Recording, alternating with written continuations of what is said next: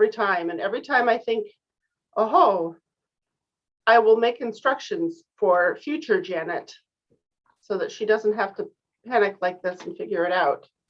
And that would have been an excellent idea. Maybe this time you can. Oh yeah, maybe so. Live stream, YouTube live.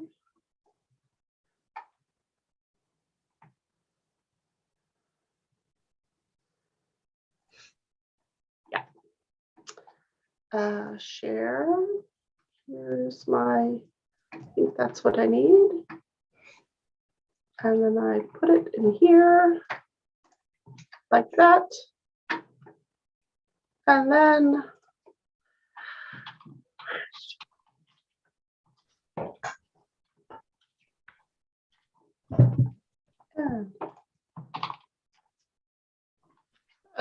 and this. Oh, and I need to share the link. Also, the link, invite. Oh, invite. Copy invite link. There we go.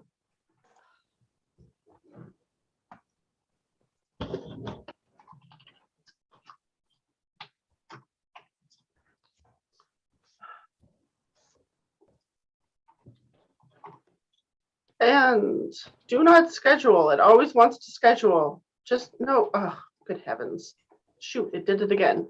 It's scheduled instead of published. Publish now. There we go. Where's publish now? There we go. All right, and I'm going to hit the go button back in Zoom. Or start. There we go. Okay, so now we wait to see if anybody attends. I just published the link. So. Oh, well, you sent something out earlier. There they are. Yeah, saying that I would publish the link.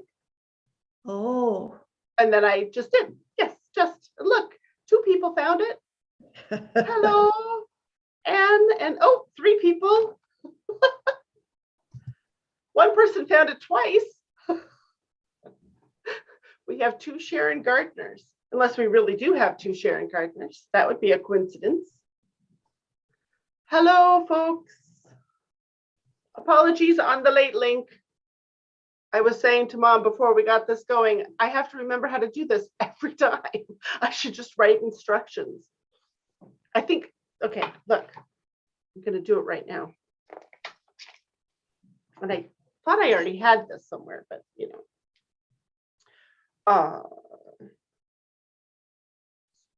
And I am recording it. Start webinar, record, live on YouTube, share, copy link, Patreon, live stream, paste link. I'm narrating, sorry.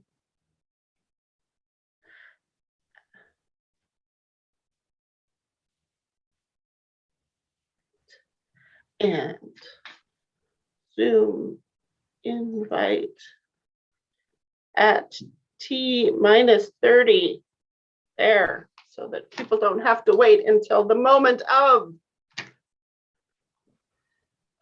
Oh, we lost a Sharon Gardner. Now we just have 1. I'm glad you're still with us, Sharon the first. Okay. Hello, Ann Stoffer?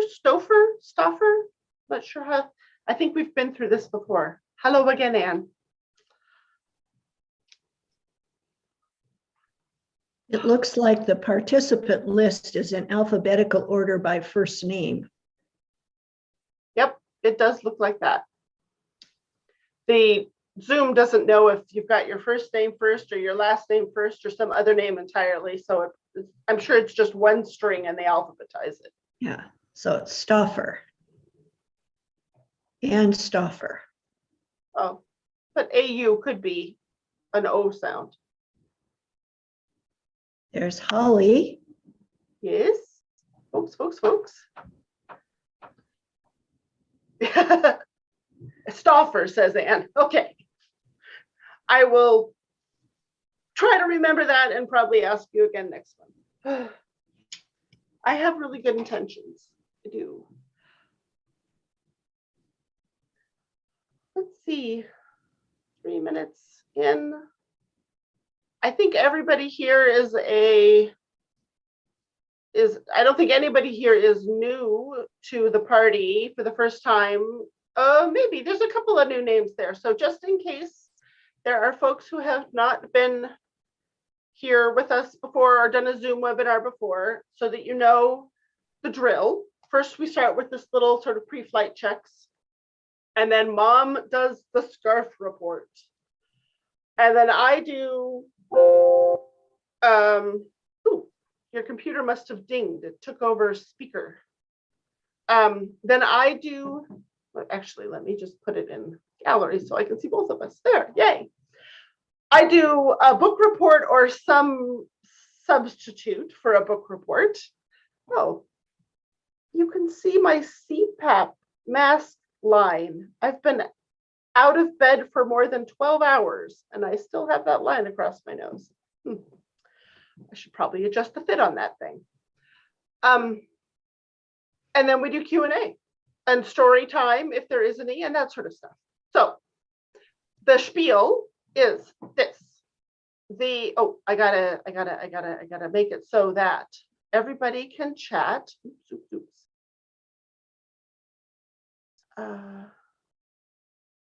Everyone can see messages in chat, and in Q&A, everyone can ask questions, except if they're anonymous, which you aren't anyway. Okay, so somewhere at the bottom of your screen, if you're on a computer, on a desktop or a laptop, if you jiggle your mouse while it's pointing at the screen, there'll be a bar at the bottom of icons that shows up, and down there in that bottom bar, there is a button that says Q&A, and that is the interface that you use to ask questions.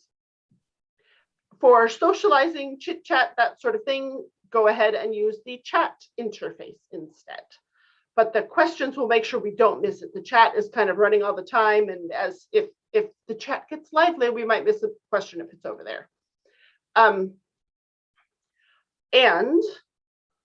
is that it? I guess that's it. Yes, Barbara, I saw your question over there. Yay, thank you. So without further ado, let's just do the scarf report. Go for it, Mom. Oh, okay. I know that one. You know this scarf? I think I do. I'll see. Well, this one I wove back in, oh my goodness, I should have written that date down. It's been many, many years when I took a workshop from Sheila O'Hara. And it is double-faced twill. So you can see on one side, it's one series of colors.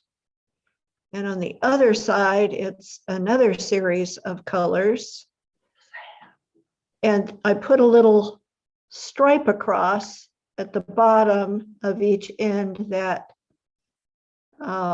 picks up the opposite side for accent. So this is 10-2 pearl cotton, which is what she suggests. She had this very similar to this scarf in the September-October 2002 handwoven. And it asks for 10-2 cotton set at 48 EPI. Now, if I were to do it again, I would set it more openly because it's a little dense. I think I'd go down to maybe even 36. Oh, that's a lot of a difference. Well, 36 or 40 in that range somewhere, okay, just to lighten it up a little bit. If I use 10-2, now it might be great in 16-2, Or 22, you can get pearl cotton in 22. And that would be really nice. But again, I would be careful not to set it real tight because it just, it's double layered. So it's a little heavier than I usually like for a scarf. It looks like it drapes nicely though. It doesn't look like a stiff board around your neck. No, it's pretty good. It's pretty good. Yeah. And I love the colors. I especially like those little green stripes at the end of your sort of berry colored side. Yes, those. Pop! Yeah. Bazinga! There they are. Well, Love it that. does pop, doesn't it? Yeah. Yeah. And these are kind of graded colors on both sides, which, as I recall, she suggested, and I think it really does make it a lot richer. But it's made up of solid colors, right? It's not like a space, like a gradient dye or a variegated. No, it's Just all on the winding. Yep. Nice. Very nice. Okay. Well, since there are questions in the Q&A, and be sure to throw any questions about Mom's scarf in there too. Barbara had stuck a couple of questions in there already, so let's get to those first, and then as time allows, we'll get to the other stuff. So Barbara asked about crackle. She finds different instructions. Some say it must have a tabby. Some say that you don't need a tabby. She's weaving it right now without a tabby, and it seems to be working okay. So crackle is kind of like overshot. There are a bazillion different treadling systems that you can use on a crackle threading. And some of them, depending on the author, I think. So like with overshot, there's a certain treadling that everybody kind of accepts as the standard overshot. And the other ones are all variations or, even more further departures. Oh, what a name for a class. But with crackle, I'm not sure there's quite a consensus as to what the official standard way to weave crackle is.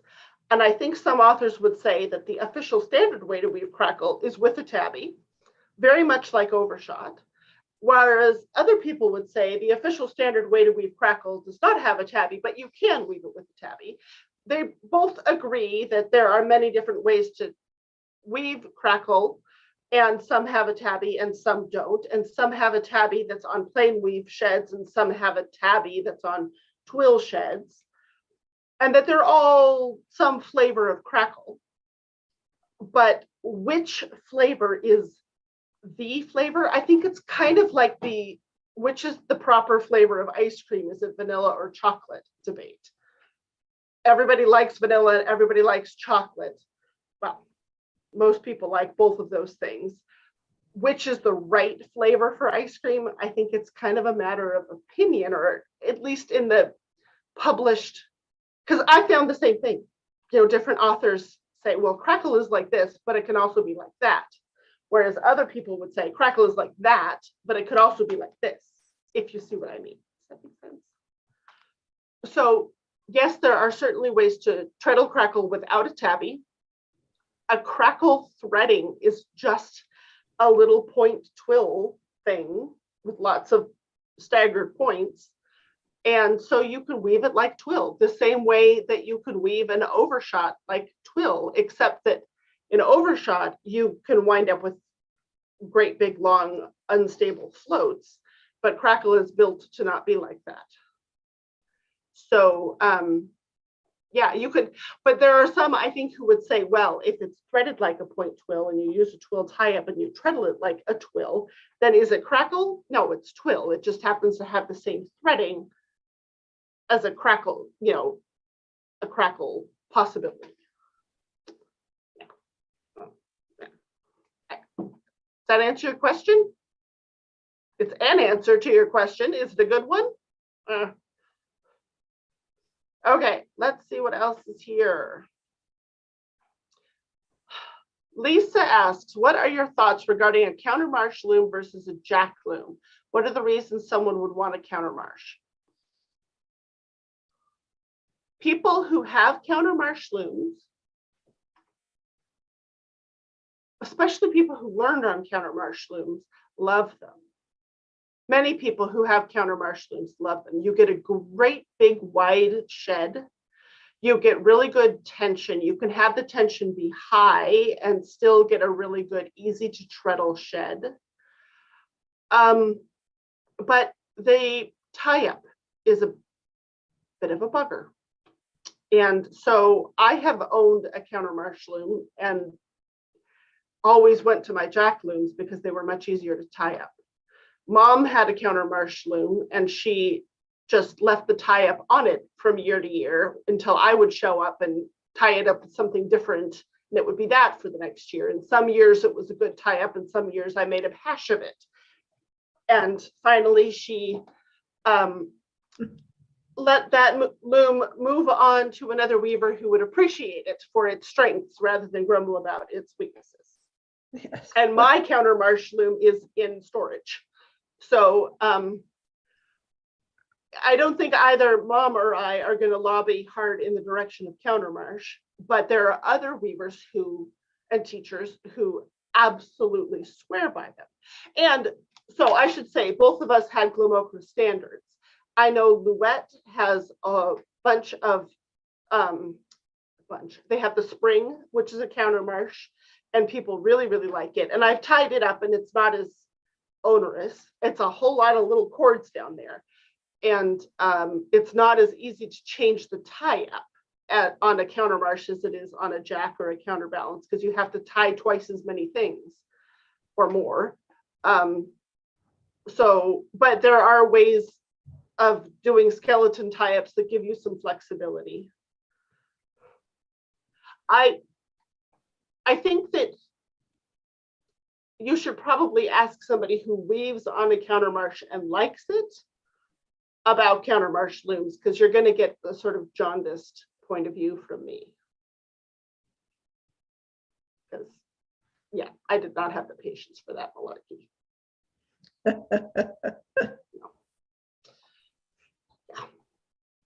No. Anne Stauffer says, I've been playing with overshot name drafting by motif. And sometimes the transitions between motifs don't work well, as for example with the star next to a rose. Do you have any general pointers on how to think about how to make transitions between motifs? Well, yes, I do. As a matter of fact, I also have, spoiler alert, a working name draft generator on a website that you can get to. That's coming up soon.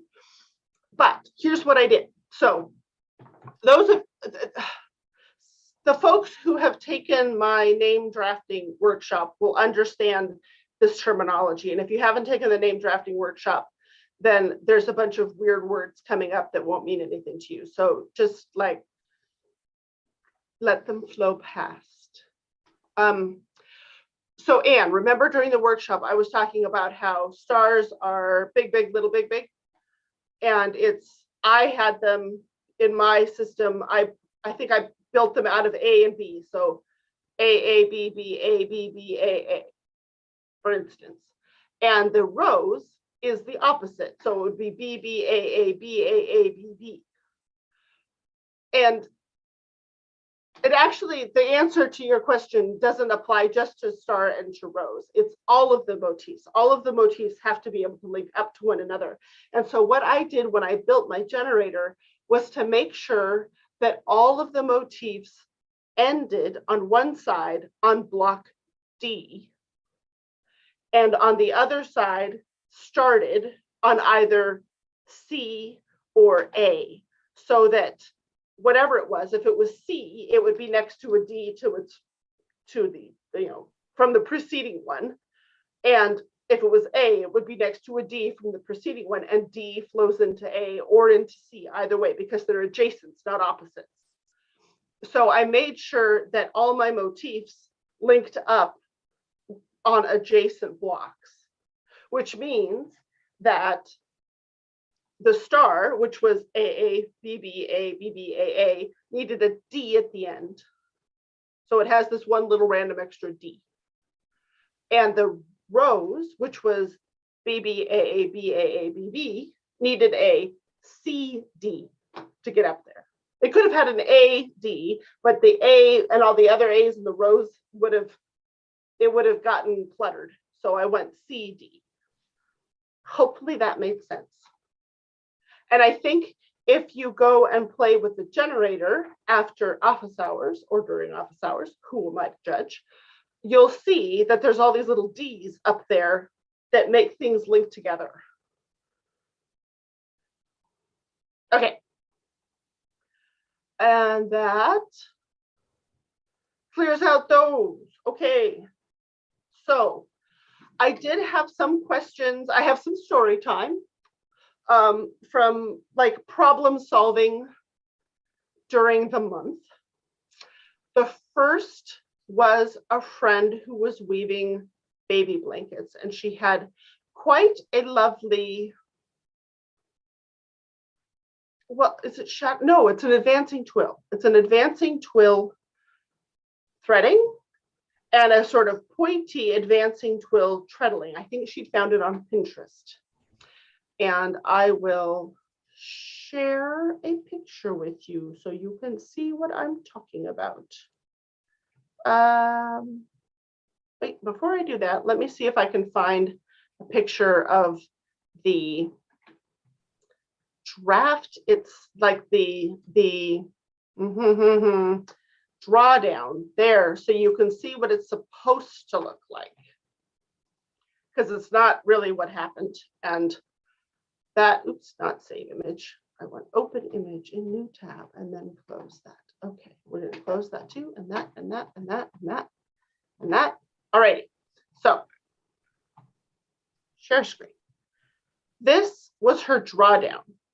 And isn't it pretty? Oops, wrong way. Zoom out, not in. And close that. And she had chosen for it a really pale green and a really pale yellow. And I said to her, okay, so part of the design, part of the feature of the design is some contrast. So, and she said, yeah, okay, I'm not worried about that. I like the contrast, the amount of color I'm getting. But the problem was, oops, that's not it, that's not it. Okay, here, and I'll zoom in. When she started weaving, she got these loops where the weft was just smacking together from a few picks apart. They were all squishing, compressing. Let me see if I can find another picture. Oops, that's, oh, all right, that's the best one. Let me zoom out again. So you can see, you don't really see the diamonds. And as well, you don't, it doesn't look like a sort of flat all over fabric. It's got these, it's got this emphasis, this sort of warp stripe where you've got these weird floats. And then next to that, there's another, here, let me annotate so you can see what I'm talking about. There's this column here. Oh, that didn't work. Undo. This column here looks like a mistake, right? And this column over here looks kind of mistakey, and it just doesn't look like, stop annotating, that. And in fact, it wasn't quite that. That's after I started changing the tie-up. So we were trying to figure out what she could do that would resolve the problem, and also what the problem was. So first of all, that's what these little diagrams are about. This is me, this is her draft, and I was saying that this, drawing some more, this float here, and this float, I'm gonna just color on my screen, this float here, they don't have any interlacement between them. Do you see that? They're both on top of all of the same threads. So there's nothing stopping those two threads from just going swoosh and becoming one big thing in the middle, which is what she was seeing. That's how lace happens. And in lace, the effect works. But here it looked weird. And the same thing could happen here to a lesser degree and here. Here, this one can come in and that one can come in, but this one here has interlacement, so it keeps them apart a little bit. So the diagnosis of the problem was that these things were all sliding together. There was nothing keeping them apart. So I thought, okay, maybe what you can do is change your tie-up and create interlacement here so that, let's see, so that the yellow goes on top of some of this, right? So we fiddled her tie-up, and that is in fact what this, let me click, what this, oh good, all those stayed. That's interesting. Let me get rid of those. They're all drawings. Okay. This tie-up here, oops, I'm in white now. Now you can't see it. Go to red. It had been connected here as well. And I said, maybe if you disconnect that, then you get more interlacement. So there's some interlacement happening in these problem areas now. And it helped a little, but it also just kind of moved the problem around. So it was not the solution. And so we were talking about this and that and the other. And she said, well, you know, why does this happen in overshot, for instance? And I said, well, in overshot, you have a tabby. You have a different weft keeping everything apart because it's always interlacing. And then we said, oh, well, maybe you could just do that in your baby blanket. And so that's what this is. So the teal color is interlacing as tabby, and the yellow color is interlacing as that advancing twill, and it solved all of her wacky floats. The fabric isn't quite as supple as it would have been, but it also doesn't look weird and wrong. This is still on the loom and it's sideways, so it's hard to see. This is it off the loom, and you can see the advancing twill effect in there now. So there, that's how we solved that problem. Oh, look, I left a red blob up there in the corner. Annotate, clear all drawings. Okay. So stop share. All right. Lisa has asked, have I woven something with my name draft Ukraine? No, Lisa, no, I have not. I did weave a little bit of it in my head while laying in bed at night, and thought to myself, oh, maybe I could come up with a design or a pattern or something to sell to raise money. And let me see. If you don't know what I'm talking about, what we are talking about, let me see if I can find a copy of it. It's on Facebook. Where did I put it? Oh, I know where I can go. I can just go to handweaving.net because I put it there somewhere. Search for drafts by keyword Ukraine. Will that work? Oh, it does. That's pretty exciting. Okay. Turn off lines and let me turn off lines and zoom out, and then I'll share so you can see what I'm looking at. This one. Okay. So I have been fiddling with name drafting as I do. And oh, that still does not really fit, does it? How do I make this fit on the page? This is the problem with handwriting.net sometimes. Things don't fit so good onto the page. No. Oh, here, let me try this. What if I just, yes, shrink the whole page down? There. Does that work? No. Somebody had asked, what does it look like if you have like the top in blue and the bottom in yellow, or and the yellow, it just disappears the design completely. And putting stripes of yellow in here and there, I'm afraid would disappear those stripes, those areas. But I was thinking I could do mostly blue with a little bit of, oh, in fact, this is the color editor. Why don't I just do it? Dun, dun, dun, dun, dun. If I grab this and I color it in, oh, do I remember how to color editor? Along here, does that work? It does. And here, say, but if there were, oh wait, I'm in the wrong spot. Yeah. Well, I kind of missed it a bit. If there were, now let me zoom back out, more of the blue between those yellow stripes, and then there was like an accent stripe leftwise somewhere too, that introduces yellow into the design without it disappearing the design. I was not really in love with the look of yellow everywhere. I don't, come on. Ugh, zoom in. It's very hard to do this when the threads are so tiny, and I don't even know how to get down there. How do I get down there? Oh, okay. There. See, that made my eyes want to fall out, frankly. I did not love that, but I did like the stripes, or at least that was the idea I had in the middle of the night. And I thought, oh, I might like those stripes.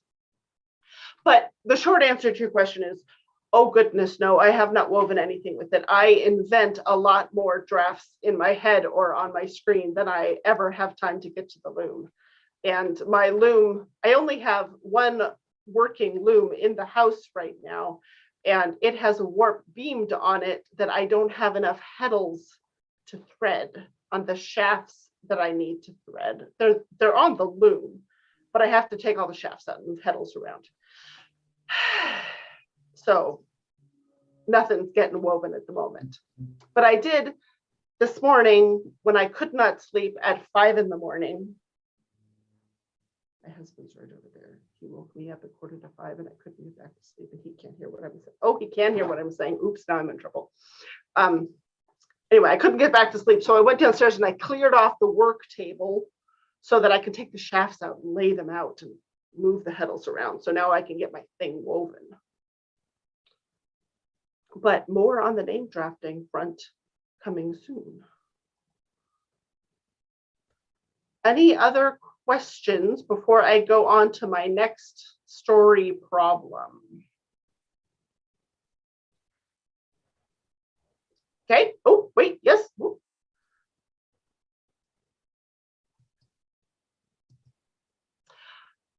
Is there some reason why the name draft replay is only available to us for a limited time, or is there some way I don't know about how to be? Yes. Usually when you take a guild workshop, the recordings are only available for a week or 2 weeks. They have made it available for a month, which is a lot longer than some places. But that's because the guild does not have the rights to make it continually available, because it's mine, not theirs. That's why. And that was not a Weaving with Janet Dawson regular class where you pay a fee and you have it forever. That was just a guild seminar. Jean was asking about the name drafting workshop. Okay, so the other story problem was a question about tabby in M's and O's and honeycomb. So let me find the email in which it came in. Mom, have you woven very much of either of those? Of honeycomb? M's and O's or honeycomb? No, not for many years. I did honeycomb years and years ago, but I haven't done any recently. Yeah. I have not. I made those placemats. Remember those placemats I made for Grandma in pink? Those were M's and O's, pretty sure. Yeah. And that was we have had. Yes, it was. It was after we moved into this house, so it was sometime after 1997, but not long after. And we had M's and O's tablecloths on the guild's big 90-inch loom, but I think that might be the only times I've woven it. And honeycomb I have woven on different threadings, but because I haven't had M's and O's on my loom, I haven't had honeycomb on an M's and O threading on my loom. So the question from Pat was, she says, both honeycomb and M's and O's have plain weave cells, but true tabby is not possible for selvages or hems. Weaving this effect and structure to the edge of the fabric is messy. Some suggest half tabby or half basket weave. Would you discuss what half tabby and half basket weave are and ways to put borders on these weaves? Okay, well, half tabby, I don't know what that is. I have not heard that phrase before, that term before, and I honestly can't quite figure out what it would be, given that tabby is already the threads moving as separately as they possibly can. So I don't see how it could be subdivided any further, if you see what I mean. And that's happening in both warp and weft. Let me shrink these down. These are for in a moment. File new, zoom, zoom, zoom, zoom. Okay, opening up my Fiberworks. Here we go. Basket weave, I can tell you about, or half basket weave. That one's easy enough. Here's some straight draw. I should have just used the command to fill straight draw. And let's go with a 2-2-12 tie up. And then basket weave would be either, there are a few ways you can weave it on this threading. You can go 1, 1, 3, 3, oops, 3. I'm saying 3 and typing 2.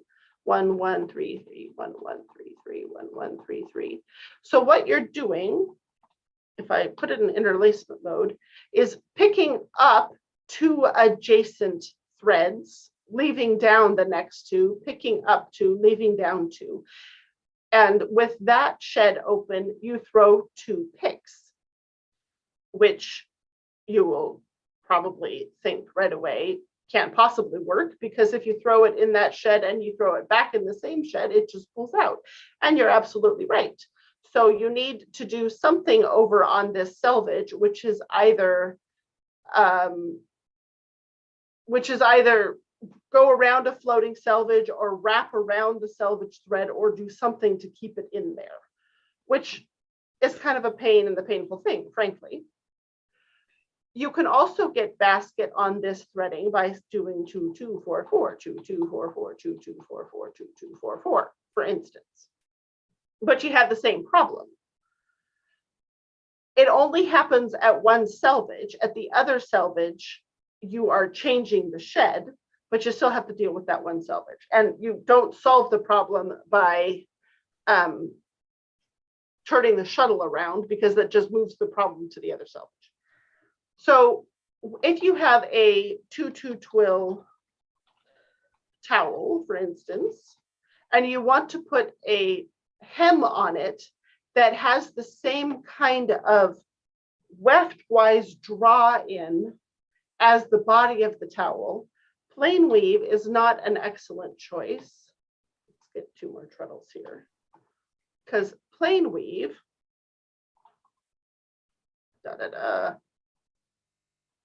interlaces a lot more than twill. So the threads are pushing apart a lot more. So your plain weave will be wider. It works better to either just keep using twill or to do basket like this. And whether you do 1-3 basket or 2-4 basket depends on how you want this join from twill to basket to look. Do you want a sharp break like that? Or do you want a smoother transition like this, etc.? But the thing is that it's the weft-wise interlacement that controls the width of your cloth. So there isn't any pressing need to throw 2 picks into the same shed in order to get a good hem on twill. You can, instead of doing 1 1 3 3 1 1 3 3 1 1 3 3, do 1 3 1 3 1 3 1 3 1 3 1 3 1 3 1 3, or 2 4 2 4 2 4 2 4. And then you get the weftwise interlacement that's the same as in your 2 2 twill, but you don't have to mess about with the floating selvage or wrapping around the edge or anything, because the shed is changing with every pick. And this animal here is called half basket. This red stuff, that is half basket, because it's half the picks. It's only 1 pick instead of 2 picks, but it's still the same width. It's still 2 ends up, 2 warp ends up, 2 warp ends down, 2 warp ends up, 2 warp ends down, but it's only 1 weft pick in the shed, and then you come back in the opposite shed. So that's half basket. I don't know what half tabby would be, but neither of this is not possible on an M's and O's threading either. However, so here, let's get rid of the, well, here, I will just shrink it in case it's wanted again. Now, where are my M's and O's? That's not the one we want. Don't look at that. Preview of coming attractions. For that, that was me playing around. Also that. Oh, come on. Something here must be. Nope. All right. Cancel, shrink. Let me just open 4 shaft M's and O's. Oh, I did have it open. Silly me. Oh, it's because of this. Let's there and there. There's the 4 shafts M's and O's. Alrighty, don't look at that. We don't need that. So here are our M's and O's blocks. M's and O's is 1 2 1 2 1 2 1 2 3 4 3 4 3 4 3 4, and then it switches from front shafts, back shafts to odd shafts, even shafts. 1 3 1 3 1 3 1 3 2 4 2 4 2 4 2 4, which means you can get plain weave in either spot. But while you get the plain weave in one spot, you get these great big long floats in the other spot. So they act like ribs, warp-wise ribs. However, you cannot get a true plain weave anywhere, because if 1 and 2, like if you have, well, as you can see, you can't get true plain weave anywhere. What you get instead is plain weave for the width of one block, plain weave for the width of the next block, but where the pairs shifts from one to the next, you get a doubled end. Well, does that really matter? I mean, I've got that in those placemats, those pink placemats I mentioned, and I don't mind it at all. It just looks like a because it lines right up with the design of your fabric. So it just looks like a sort of fancy detail. However, you don't have any plain weave at the selvages of this cloth. And you can, if you go to, let's see, the end, you can get plain weave over here. If you go 1 4 1 4 1 4 1 4, see, it's plain weave in both cases, and you think, oh, fabulous, I now have a lovely plain weave border on the side of my fabric. Except when you come down to the thing that is the hem at the bottom, you don't have any interlacement at all. You've got this hot mess. So this is the problem that Pat is alluding to. And Pat, I don't have a solution. Certainly not, well, I don't have a solution on 4 shafts. However, if you go to 8 shafts, I don't know, actually, if I can get, in this one, you get a true plain weave. I did not try putting a plain weave border on it. That's not gonna work. 3 4, nope. 1 3, nope. 1 8. Ooh, that looks promising. Look, there we go.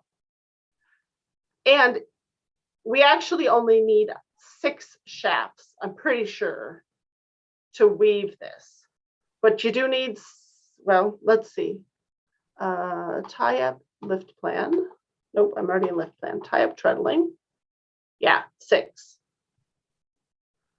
Undo. So you would need 6 shafts to get a plain weave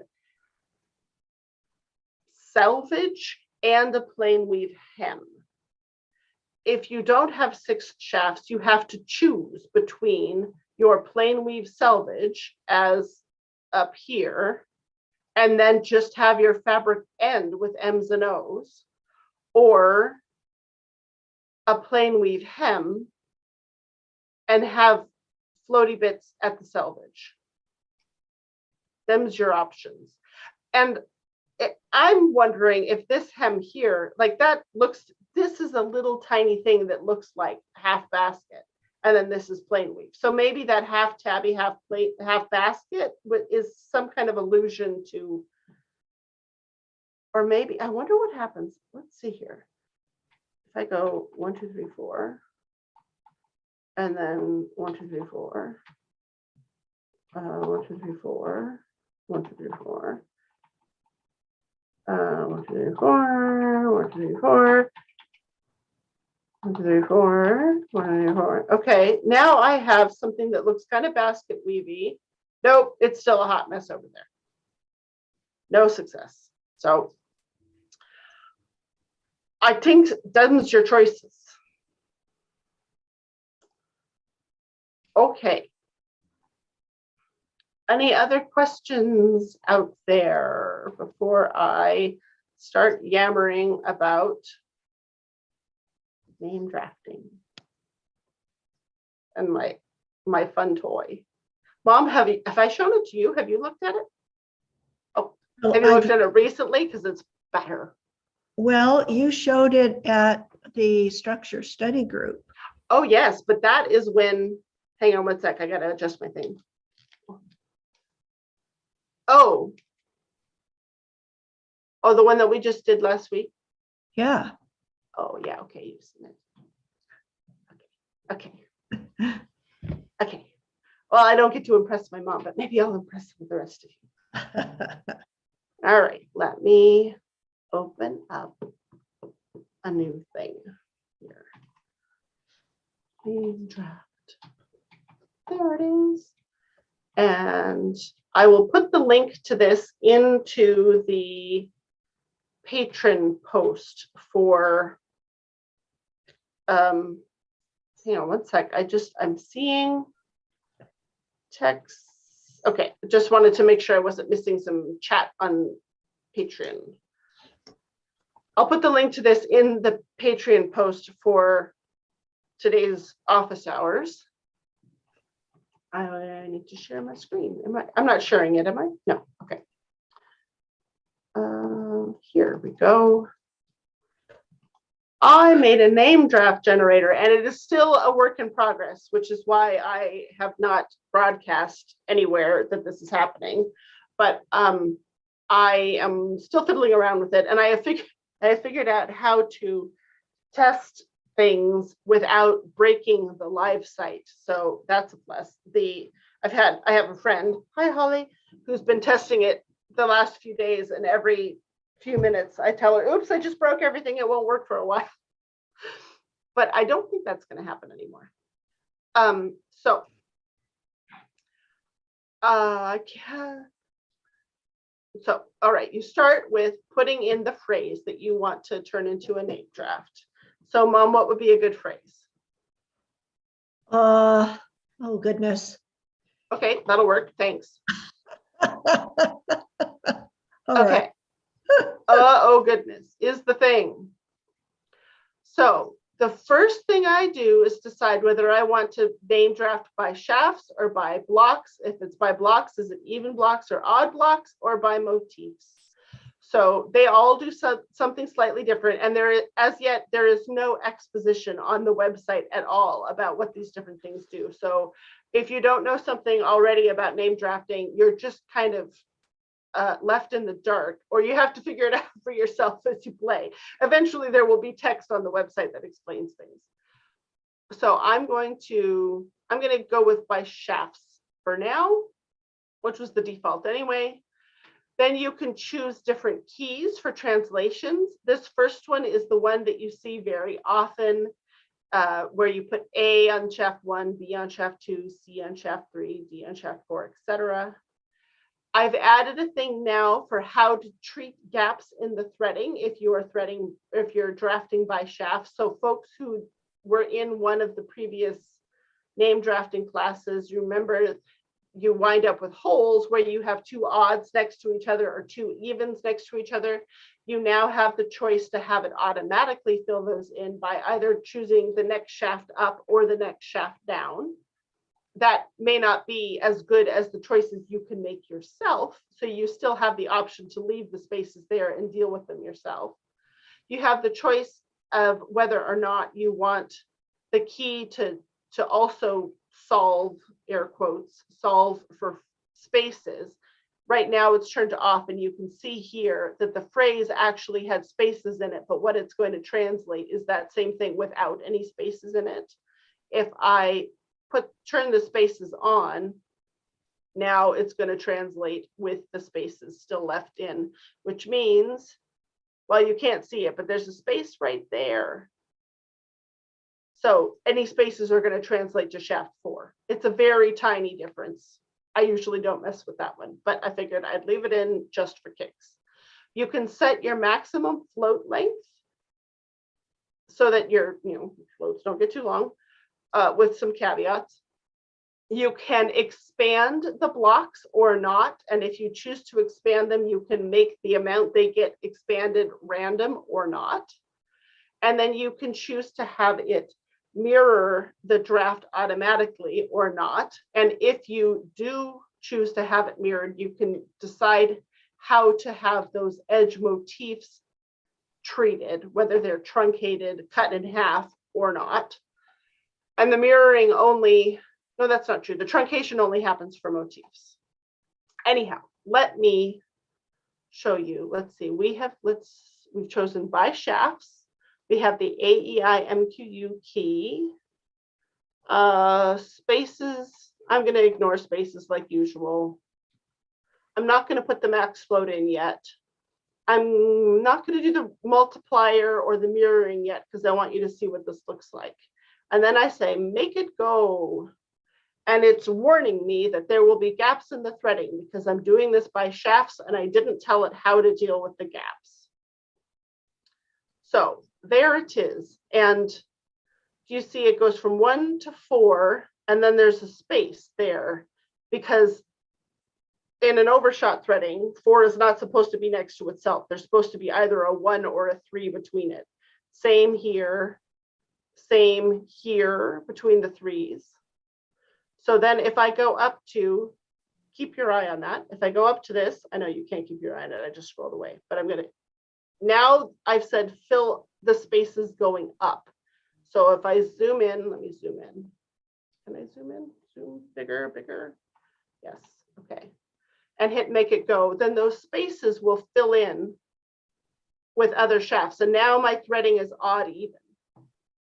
If I had chosen instead to fill down, they would still have fixed themselves, but in the other direction. So you can choose which one of these you like the look of better. All right, I'm going to zoom back out again a little bit. Nope, that's in, not out. And I want to show you then what multiplying does. So if I put a multiplier of 2 in, all of this is going to get twice as long. It's hard to see that happened because, oh, and it did some, okay, let me turn off fill spaces first so that you can see what's happening. And multipliers back to 1, make it go. Yeah, I know, go away. Okay, and then if I say multiply by 2, yeah. All those things are now, okay, it looks the same, twice as long as they were with intermediary threads in there where there would have been gaps. Let me choose a different phrase here because that'll be easier to see. I'm just going to put in overshot because I know it works. Let's see, turn off the mirror multiplier. There's overshot. So now if I put in a multiplier of 2, those will all get twice as long. If I put in a multiplier of 3, they'll all get 3 times as long. And when it gets that long, it gets condensed a little bit, which is why that looks shorter rather than longer. But I can also say, make the multiplier random. And sometimes it'll make some of them 1 times as long, some 2 times as long, some 3 times as long. So you can keep clicking on it and they'll look different each time. Okay, now let me turn the multiplier off. Yes, I know. I don't know why that pop-up is coming up. It shouldn't do. And turn on the mirroring so you can see, what that looks like. So here's regular overshot with 1 mirror. It just flipped it, reversed it. With 2 mirrors, it does it again. With 3 mirrors, it does it again, like that. So you can see how they kind of link together. All right. So the keys, you can choose different systems for what your phrase is going to map to, which shafts they're going to map to, different collections of letters, or the letters arranged differently. And then once you've done that, you can also rotate through the keys. So let's see if I zoom in. Let's go to, so right now, shaft 1 goes to QWERTY. If I rotate the key, you see QWERTY now came down to shaft 4. And if I rotate it again, it moves up to shaft 3 and up to 2, and now it's gone back to its original place. And by changing the key, leaving everything else the same,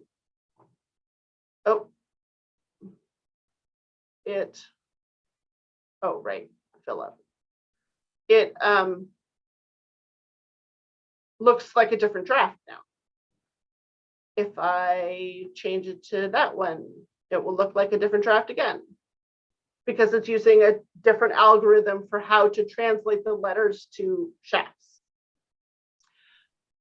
And then the other thing, and now honestly, I'm not sure what this is gonna look like, but I'm gonna try it. And it needs to be short for motifs.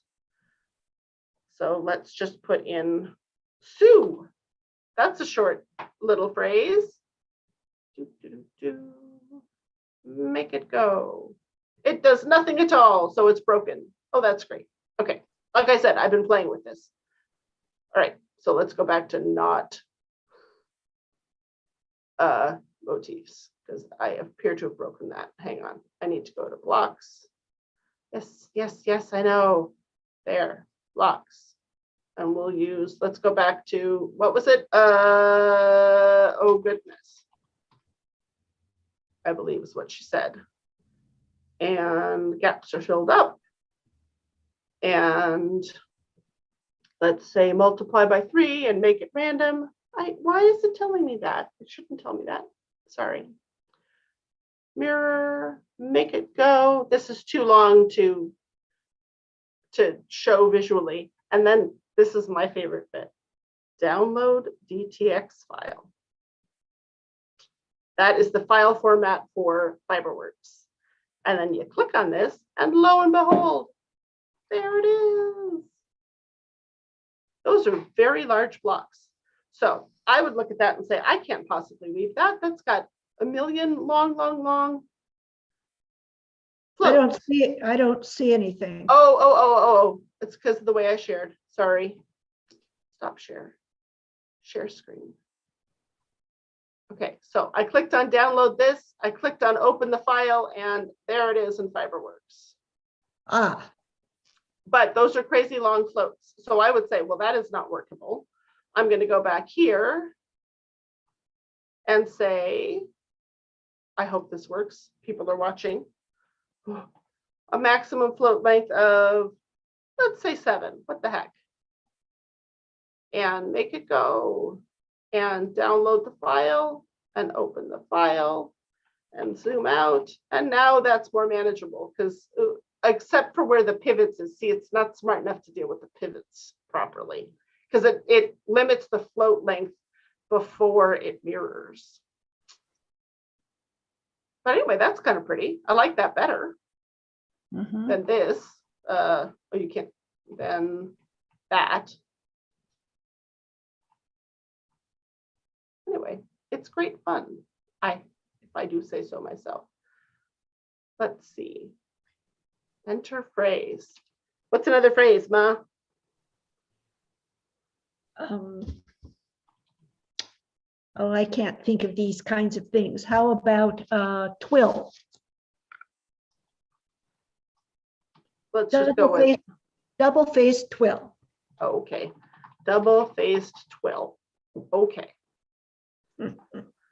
Odd blocks. Don't need to fill the things. Let's do a QWERTY key just for kicks. Max float length is good. Random is good. Mirror is fine. Make it go. Download.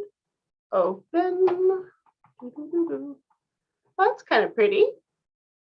Huh. Yeah. It's so much fun.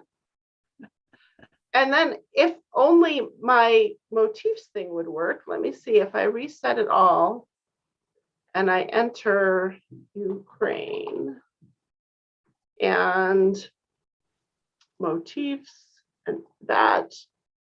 And I honestly do not remember what parameters, whether I rotated it or not. So let's see what this looks like. Oh, nope, doesn't work. Motifs are broken. Shoot. Oh, there's the profile though. Let's see what that looks like.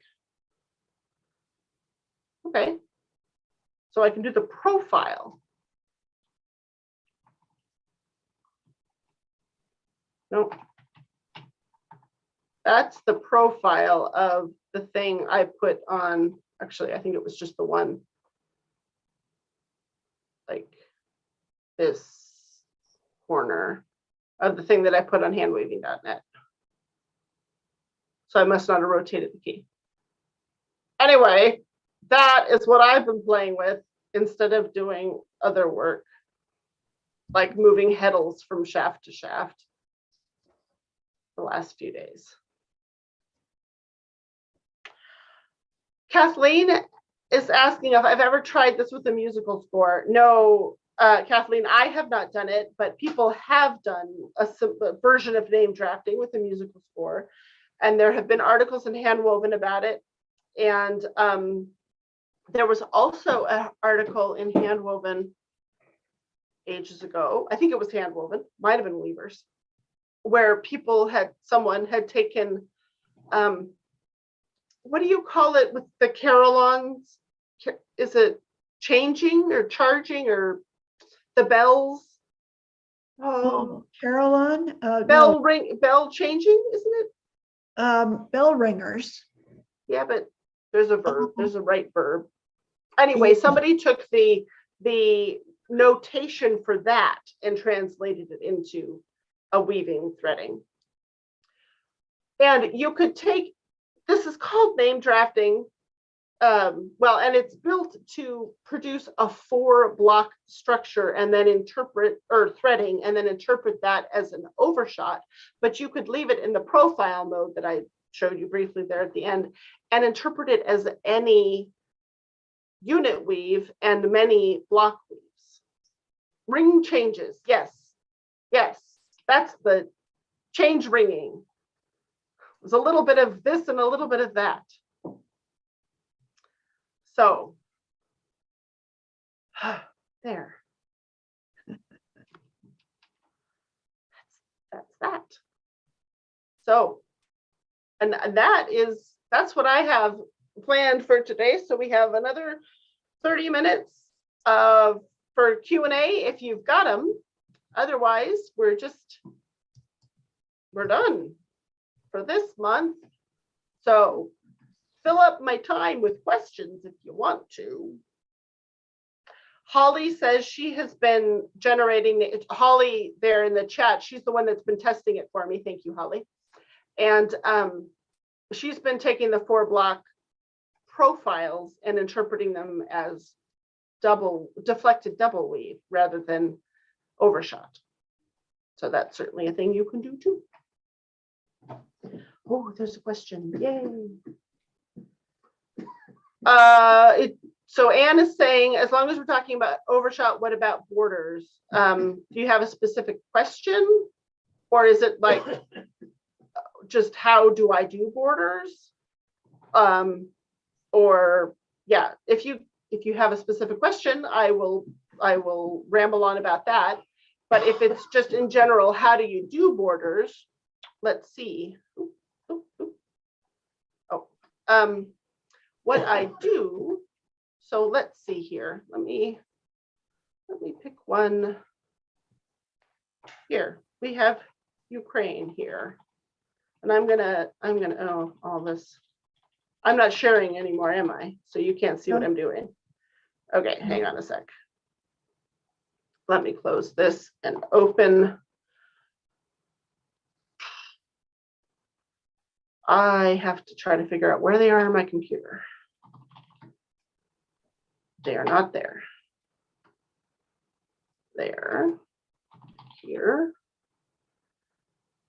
go there. Here we go, found Ukraine. Okay, let me share now.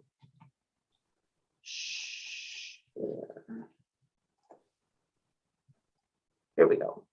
Okay, so my general approach, I do a couple of different things. One thing I do is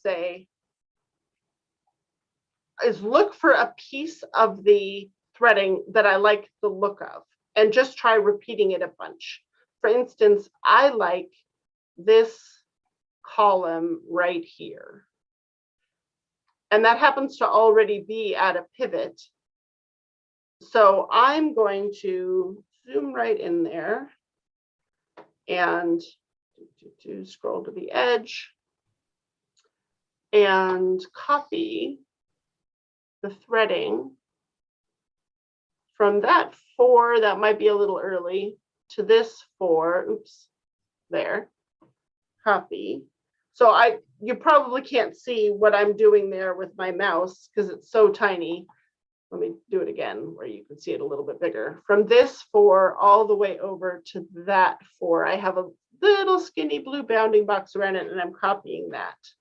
And then I go all the way out to the edge, and you can see there's already a 4-1 here. So I'm going to try pasting it there. And I kind of like the look of that. So let's see what happens then if I just do it again. And there's already a 4-1-4 there. So I'm going to paste it in that same spot. And what happens now if I make the warp color go away, because that was very distracting. So now the edges, ooh, that's actually, okay. I like it, but do you see there's this blip and then there's 2 little blips. And if this was going to be really wide, like that was the only part of the cloth, then it would be interesting to have this extra variation going on. But maybe it's too distracting to have the border have a lot going on when the center is already pretty busy. Thank you very much.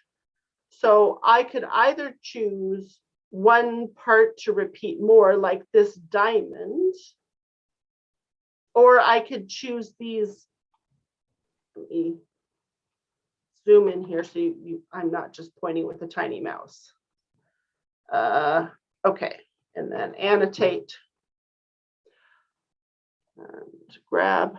I would be inclined to either try to get these little guys to repeat all the way across, or this section that has a proper diamond here. So if I'm gonna like go up to the threading, figure out which part those are. Oops, what's happening?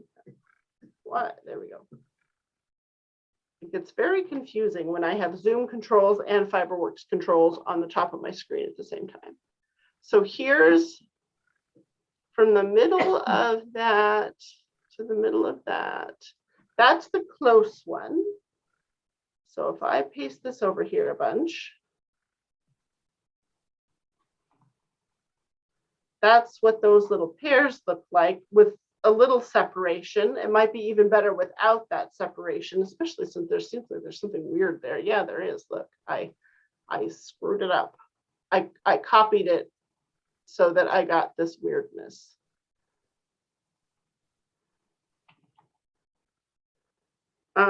And the other bit I was thinking about was over here. Is anybody else getting seasick? This diamondy bit here, like from this to that to that. Copy and go way out here, paste that one a bunch, and then zoom out and see if one of them or the other of them looks more interesting to me. And I might be inclined then, let's see, to take this part of the off. That's where I added extra stuff. Oops. Oh, it's so tiny. And then to flip this part around, the whole thing, come on, all of them, so that transform, reverse, there, close. So now I have the main pattern in the center, and I have two different border options on the outside. And then I would squint a lot and try to decide if I liked either of them. I like both of them, but I'm not sure if I like them on that, center part or not. But this is the approach I would take. The other thing that I often do, let's see, is to, I'm going to save that as with border options. Okay. I almost always work with things on the left side of stuff, because then I don't have to be inserting threads. All right. So then I start off with the idea of just twill 4 3 2 1 4 3 2 1 4 3 2 1 4 4 3 2 1 and see what that looks like. But it usually, for me anyway, I find it kind of jarring because it's so much narrower vertically than everything else. And it's introducing twill into what is otherwise an overshot fabric. So more often than not, I prefer to do a little bit of D 4 1 4, then C 3 4 3, then B 2 3 2, then A 1 2 1, and repeat that a bunch of times and see what it looks like. So those are overshot blocks in a descending progression rather than just individual ends of twill. And that gives you the same kind of zigzaggy thing on the side, but it's more in keeping with the rest of the cloth. So if I just wanted a narrow border, or if I wanted a border that would not compete with the rest of things, then I might go this direction. Sometimes instead of repeating it as a straight, I hate that Fiberworks has to undo the size changes as well as the editing changes when you do undo. The other thing I'm going to try doing here now, instead of doing a straight repeat, is a mirrored repeat. So let's try like 5 mirrored repeats. So that makes it like a little point twill. And I have a feeling this is going to be very much like the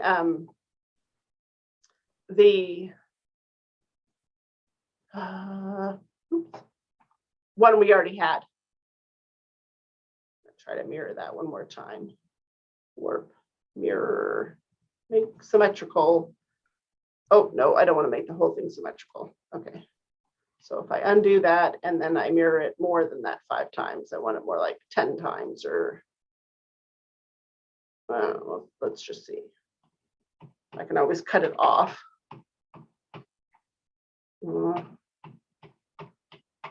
Mirror, there we go, there. Now, And then the zoom controls come back. And that looks sort of like the other ones that we had, but not a lot. It isn't either of them. And I like it. I often like a point thing over on the sides better than just a straight thing. It's more interesting. I think I just like pointy stuff. And then I really like the beginning of this, and this looks kind of sad, truncated over there.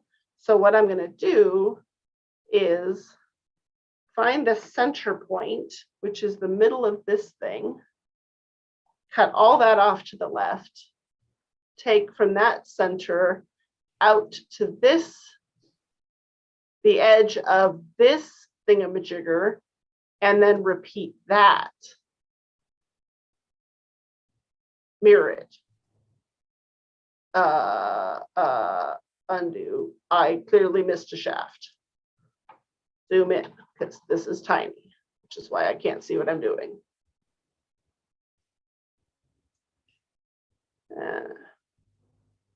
So tiny. Repeat. Mirror, apply, close, zoom out. And now it has a kind of ending thing over here. It looks like maybe it wants a little bit more, honestly. Zoom back in. Add a couple more blocks. 4, 1, oh. 4, 1, 4, 2, 4, 3. Does that seem more finished? Or is it less finished? Now it's got a little bit more things starting. I don't want all that. 2, 1. Oh, there. And then once I figured out what I really want on that side, I come back and I find the center of the whole thing. And that might be home. I'm gonna say it's right there.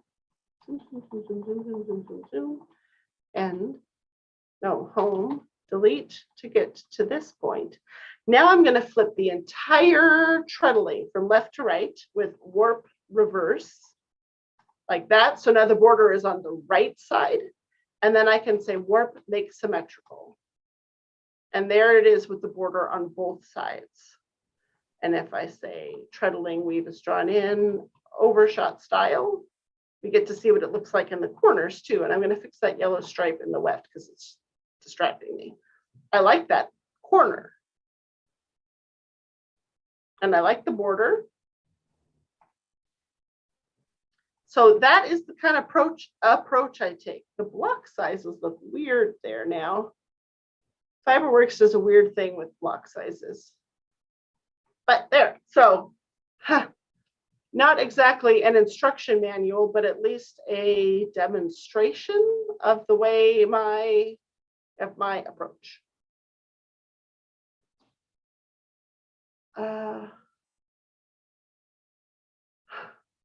Jean says, I take it you love name drafting. Do you create a lot of your patterns that way?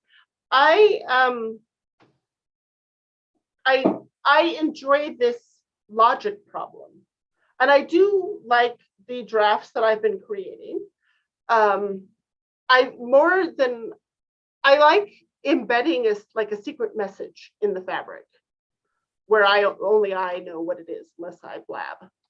But honestly, I overshot until mom said, oh geez, it's been what, like 6 years ago now?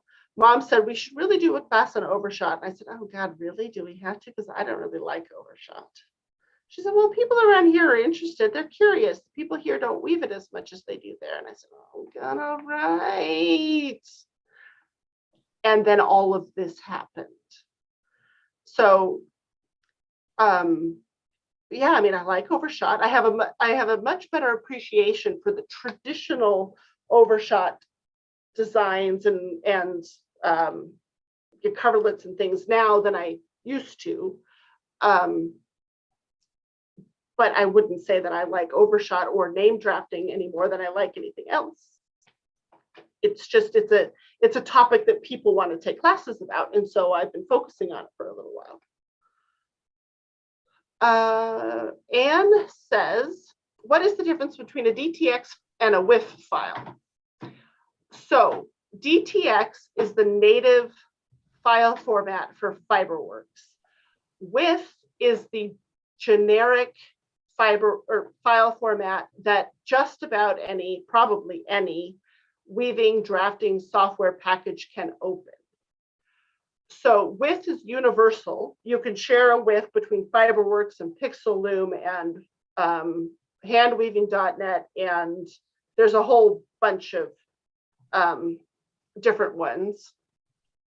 I can't think of the name now of the one that what's on the iPad. I weave it. I weave it, yes. And then that same woman has a computer version, not a device version. So WIFs you can open up in any of them, but a DTX you can only open up in Fiberworks. And yes, right now my generator will only open it up in Fiberworks, because when I added the download a WIF version, something I did broke my Fiberworks so badly I had to reinstall it and look up my old license key and everything, and it did that like 3 times in a row. And I thought, there's no way I can put this on the interweb nets and break everybody's Fiberworks. Nobody will be happy with me. So at the moment, it is not creating any WIF file so that it is not dangerous, but I will get the WIF thing figured out, and then you'll be able to download that and open it in handweaving.net. That is my plan. So when you have something open in Fiberworks, you can save it as a WIF. Do I still have Fiberworks open? Yes. Okay, share. Here we go. So I could save this file, save as, and it'll look a little different if you're on a Mac. But here, save as type, you can choose WIF instead. And then if I save this version, I can open it on handweaving.net. But I didn't share my screen so that you could see handweaving.net, so you'll just have to take my word for it.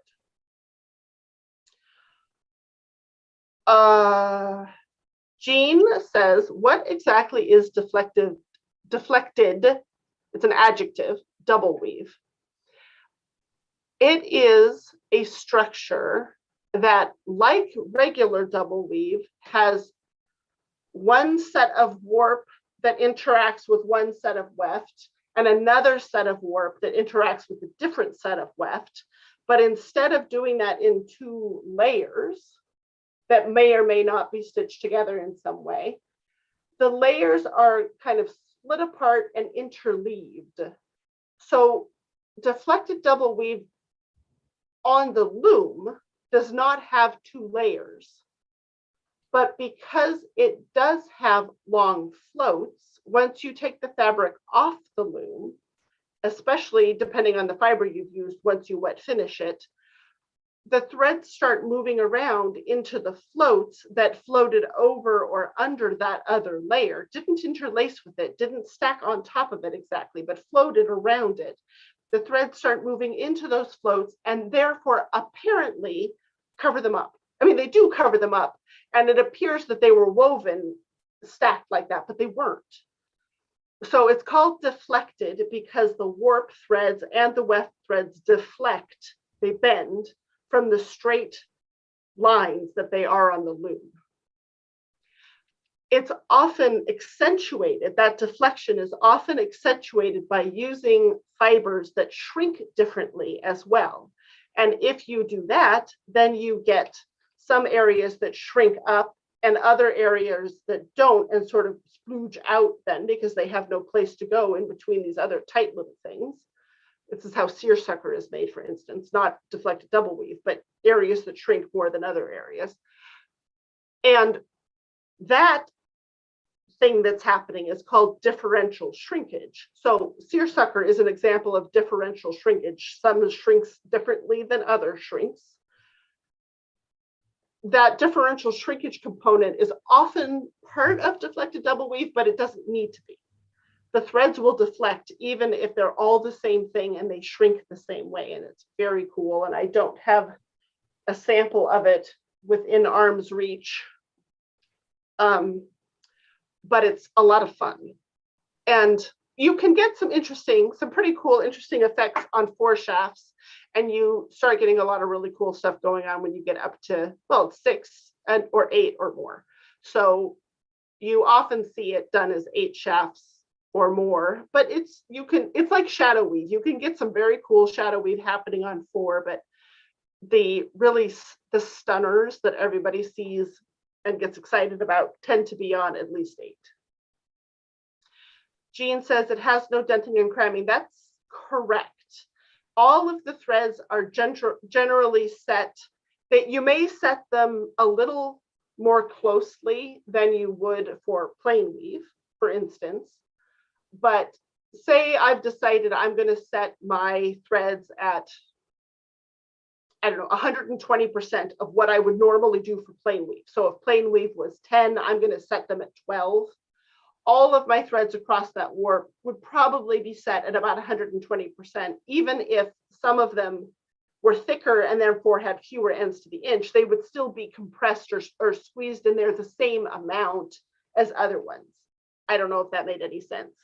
But no, you're not really cramming the reed and you're not spacing things out. That's a different thing. You can get an interesting effect. Well, it's almost kind of like if you did a crammed and spaced cloth, and then you did a second one, and then you were somehow able to mesh them all together. You can't do that. It's not possible. But if you were somehow able, I think if you took a piece of deflected double weave and say you had blue and white, and you cut out all the white, the blue that was left would look kind of like it was crammed and dented, because it would be maybe 8 threads slayed and then 8 dents slayed a number of dents slayed and then a number of dents empty, because that's where the white had been. And then another number of dents slayed and a number of dents empty, because that's where the white had been. So yeah, that made sense in my head because I have a very spatial relations brain, but maybe it was not helpful. Oh, good. Jean says it makes sense. Hooray. It's always nice to know that I haven't confused at least one person. Oh, why? I thought I hit done on all of these. Okay. We are at 7:25 my time, which is 3:25 Mom's time, and she has to be out the door and on her way to book club in 5 minutes. So unless anybody has anything else to throw in the Q&A, I think we had best be done so that Mom can go without panic. Anything? Because I can stay. I don't have to Zoom away. I can't get to Mom's book club in 5 minutes. All right. I think we're done then for the month.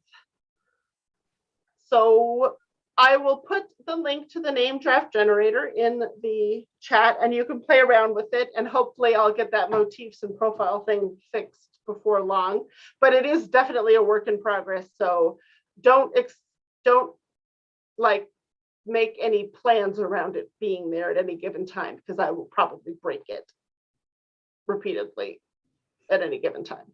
But I won't put the download a whiff version out there until I'm pretty confident that it is safe and will not eat your fiberworks. That's a good plan, honey. That's my plan, Mom. Yeah. Okay. I'm signing off. Bye. Enjoy your book club. Bye, everybody. Bye, everybody. Oh, I went all blurry. Gonna hit the big red end button.